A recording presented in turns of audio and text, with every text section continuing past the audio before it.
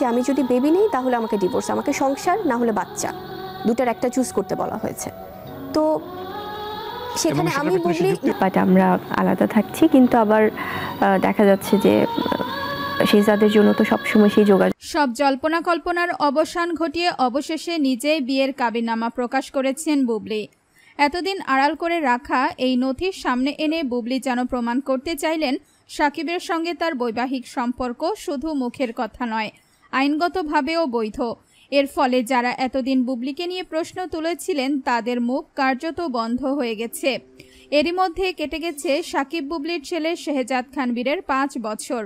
আর এই 5 বছরের পূর্তিতে যুক্তরাষ্ট্রে গেছেন সাকিব ও বুবলি। উদ্দেশ্য একটাই, বীরের মার্কিন নাগরিকত্ব নিশ্চিত করা। যেহেতু বীর যুক্তরাষ্ট্রেই জন্মগ্রহণ করেছে, তাই নিয়ম অনুযায়ী সিটিজেনশিপ পেতে খুব বেশি জটিলতা নেই।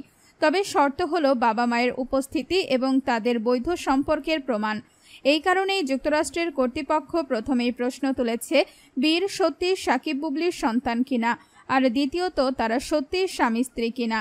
আর এই দুই প্রশ্নের একমাত্র জবাব নিহিত রয়েছে বিয়ের কাবিননামায়। অর্থাৎ বীরের নাগরিকত্ব পেতে হলে সাকিব বুবলির সম্পর্ক বৈধ প্রমাণ করতেই হবে।